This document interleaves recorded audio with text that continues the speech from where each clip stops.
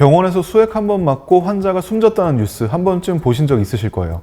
특별한 주사였을까 싶지만 사실은 우리가 흔히 맞는 비타민이나 영양 수액이었습니다.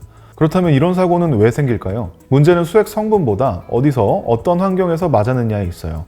2018년 인천에서는 이른바 마늘 주사를 맞은 60대 환자 2분이 폐혈증 쇼크 증상을 보였고 그중 한 분은 안타깝게도 나흘 만에 숨졌습니다. 조사 결과 미리 개봉된 수액이 상온에 방치되어 세균이 번식했고 그 오염된 수액이 결국 폐혈증으로 이어진 것으로 드러났어요. 이처럼 비위생적인 환경이나 관리가 부실한 곳에서 이루어진 주사 시술은 수액의 종류나 성분과는 상관없이 누구에게나 위험할 수 있습니다. 그래서 오늘은 그냥 맞는 수액이 아니라 내 몸에 정말 필요한 수액은 무엇인지, 그리고 안전하게 맞기 위해서 무엇을 확인해야 하는지 하나씩 제가 말씀드릴게요. 백옥 주사, 신데렐라 주사, 마늘 주사처럼 이름이 좀 특이한 수액들 한 번쯤은 들어보셨죠? 하지만 실제 성분이나 효과를 정확하게 아는 분은 그렇게 많지는 않으실 거예요. 수액 주사는 성분과 목적에 따라서 3가지 정도로 나눌 수 있어요. 첫 번째는 항산화와 미백 그룹입니다. 대표적으로 백옥 주사나 신데렐라 주사가 여기에 속하죠. 핵심 성분은 글루타치온, 비타민C, 알파리포산 같은 항산화 물질들이에요.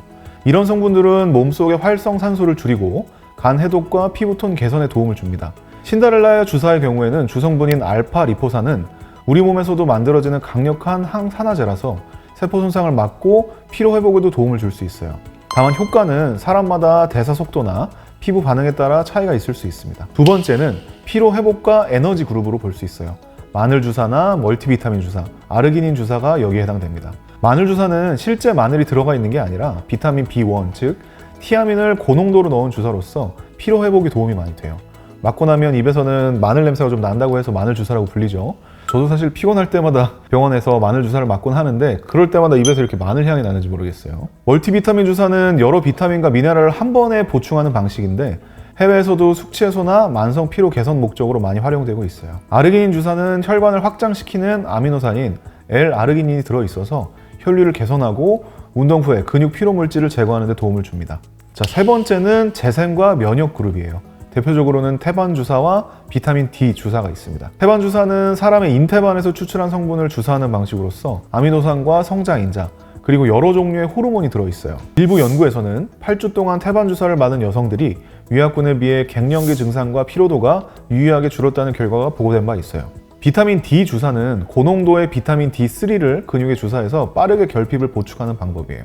비타민 D는 면역력과 기분, 그리고 뼈 건강에 중요한 역할을 하는데 국내 연구에 따르면 우리나라 성인 10명 중 8명이 비타민 D가 부족하다고 합니다. 비타민 D가 부족하면 피로감이나 우울감, 감기 같은 증상이 자주 생길 수 있어서 이 주사는 재생과 면역 기능을 함께 보완하는 데 도움을 줄 수 있어요. 수액 이름이 다양해도 결국 중요한 건 내 몸의 상태를 제대로 아는 겁니다. 같은 피로라도 원인이 다르고 필요한 성분도 다르기 때문이죠. 그래서 피로하니까 일단 맞자는 식의 선택은 오히려 몸에 부담이 좀 될 수 있어요. 수액은 종류마다 달라서 내 상태에 맞는 성분 조합과 용량을 정하는 게 핵심이라고 볼 수 있습니다. 예를 들어서 같은 피로라도 갱년기 여성의 피로와 운동 후에 생기는 피로는 완전히 달라요. 갱년기나 면역 저하로 필요한 경우에는 태반 주사, 운동 후에 회복이 필요한 경우에는 아르기닌과 비타민 B군의 조합이 더 적합합니다. 이제 수액별로 어떤 분들께 잘 맞을 수 있을지 구체적으로 한번 좀 볼게요. 백옥 주사는 평소에 좀 피부가 칙칙하거나 기미 잡티가 좀 많고 피로나 음주가 잦은 분들에게 적합할 수 있어요. 글루타치온이 간 해독과 항산화 작용을 도와서 피부톤을 맑게 하는 역할을 합니다. 다만 저혈압이나 천식의 병력이 좀 있으시다면 주의가 필요해요. 신데렐라 주사는 야근이 잦고 몸이 무겁거나 잘 붓는 분께 추천할 수 있어요. 주 성분인 알파리포산이 에너지 대사를 촉진하고 간의 피로 물질을 분해하면서 세포 스트레스를 줄여주는 데 도움이 좀 됩니다. 마늘 주사는 과로하거나 숙취로 몸이 무겁고 입맛이 없을 때 고려할 수 있어요.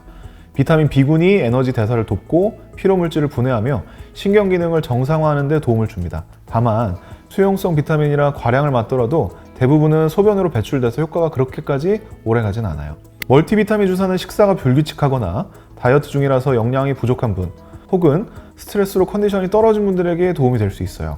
여러 가지 비타민과 미네랄을 한 번에 보충할 수는 있지만 임상 근거가 충분히 쌓인 치료제라기보다는 보조요법에 가깝다고 볼 수 있습니다. 아르기닌 주사는 손발이 차거나 혈액순환이 잘 안 되시는 분들, 운동 후 회복이 느린 분들에게 권할 수 있어요. L-아르기닌은 혈관을 확장시켜서 혈류를 개선하는데 실제 연구에서도 주사 후에 다리 쪽 혈류가 유의하게 증가한 것으로 확인되고 있습니다. 태반 주사는 만성 피로가 심하거나 감기가 자주 걸리고 피부 탄력이 떨어진 중장년층에도 도움이 될 수 있어요. 태반 속의 성장인자와 면역 조절인자가 재생을 돕지만 호르몬에 민감한 질환이 있으신 분들이라면 반드시 전문의 상담이 좀 필요합니다. 비타민 D 주사는 햇빛을 자주 쐬지 못하거나 실내 생활이 많은 분 또는 피로감과 기분 저하가 있는 분에게 권할 수 있어요. 고용량 주사는 결핍을 빠르게 보충할 수는 있지만 칼슘 수치를 함께 모니터링해야 됩니다. 여러분, 이처럼 수액은 이름보다 누구에게 필요한가가 더 중요해요. 성분 간의 시너지를 활용하면 효과를 높일 수도 있는데, 예를 들어서 백옥 주사와 신데렐라 주사를 함께 맞으면 항산화 효과가 강화돼서 피부 개선과 피로 회복에 도움이 될 수 있어요. 또한 마늘 주사나 비타민 B군을 같이 맞게 되면 에너지 대사를 더욱 활성화시킬 수 있죠. 반대로 고용량 비타민C와 마그네슘을 동시에 맞는 건 혈압을 떨어뜨리고 부정맥 위험성을 높이기 때문에 전문가의 판단이 반드시 필요합니다. 가장 중요한 건 전문가와 상의해서 내 몸에 맞는 성분과 용량을 결정하는 거예요. 그래야 안전하면서도 효과적인 결과를 얻을 수 있습니다. 수액을 맞고 나면 몸이 한결 가벼워졌다, 피부가 맑아진 것 같다라는 느낌을 받는 분들이 많죠. 근데 며칠만 지나면 다시 예전처럼 피곤하고 효과가 오래가지 않는다 하시는 분들도 계세요. 왜 그럴까요? 이유는 간단합니다. 수액 속 비타민과 아미노산 대부분이 수용성 영양소이기 때문이에요. 우리 몸은 필요한 만큼만 쓰고 남는 건 바로 소변으로 배출합니다. 그래서 수액은 빠른 회복에는 탁월한 효과를 볼 수는 있지만 몸의 근본적인 대사 균형을 바꾸는 방법은 아니에요. 그럼 수액 효과를 조금이라도 오래 유지하려면 어떻게 해야 될까요? 핵심은 두 가지. 생활관리와 주사 타이밍입니다. 먼저 기본적인 생활 습관부터 챙겨야 해요. 비타민이나 아미노산이 제 역할을 하려면 혈류가 잘 돌아야 하는데 물을 충분히 마시지 않거나 수면이 부족하면 대사 효율이 좀 떨어집니다. 수액을 맞더라도 몸속 순환 상태가 좋지 않으면 효과가 좀 떨어질 수 있다는 뜻이죠. 조금 더 의학적으로 들어가 보자면 수액이 혈관으로 들어간다 그래서 바로 효과가 나타나는 건 아니에요. 몸속에서 대사되고 흡수되는 데까지 보통 하루에서 사흘 정도가 걸립니다. 중요한 건 주사를 맞는 그 순간이 아니라 그 성분이 얼마나 잘 활용되느냐예요. 몸이 너무 피로하거나 혈류가 정체되어 있으면 영양소가 세포까지 제대로 도달하기는 어려워요. 이때 가벼운 스트레칭이나 산책만으로도 말초 혈류가 개선되어 영양소가 조직까지 더 잘 전달될 수 있어요. 두 번째로 볼 수 있는 건 투여하는 간격이에요. 수액 성분이 몸속에서 대사되고 회복에 쓰이려면 일정한 시간이 필요합니다. 일반적으로 한 1, 2주 간격이 가장 효율적이라고 볼 수 있어요. 너무 자주 맞으면 흡수율이 떨어지거나 대사에 부담이 생길 수도 있어요. 여기에 단백질 섭취도 반드시 병행해야 합니다. 비타민이나 아미노산이 제대로 작용하려면 그걸 활용할 재료인 단백질이 충분해야 하거든요. 주사 후에는 하루 이틀 정도는 고기나 생선, 달걀, 두부처럼 단백질 위주의 식사를 해주시는 게 좋습니다. 수액을 맞을 때 알아두면 좋은 부분도 있어요. 주사 중에 따갑거나 욱신거린 경험은 한 번쯤은 있으실 거예요. 대부분 이건 이제 혈관통이라고 불리는데 약물 농도가 너무 높거나 주입 속도가 빠를 때 혹은 삼투압이 높은 비타민C, 칼슘이나 마그네슘이 들어있을 때 이러한 혈관통이 좀 생길 수 있어요.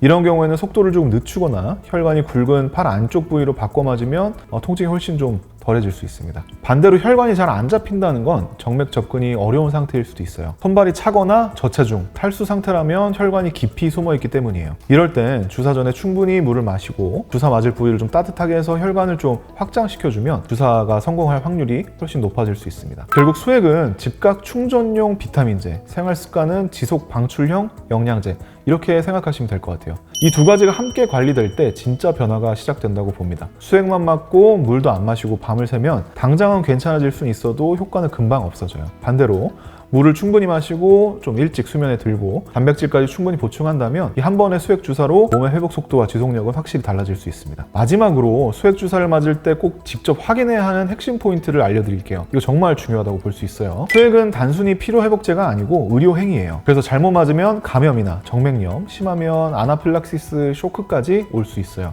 하지만 지금 말씀드릴 이 몇 가지만 제대로 확인하시면 대부분의 위험은 충분히 피할 수 있습니다. 첫 번째는 멸균 상태예요. 주사 바늘이나 수액 세트가 밀봉된 포장에서 새로 개봉되는지, 그리고 수액백이 이미 열려 있는지 아닌지 한번 확인해 보시는 게 좋아요.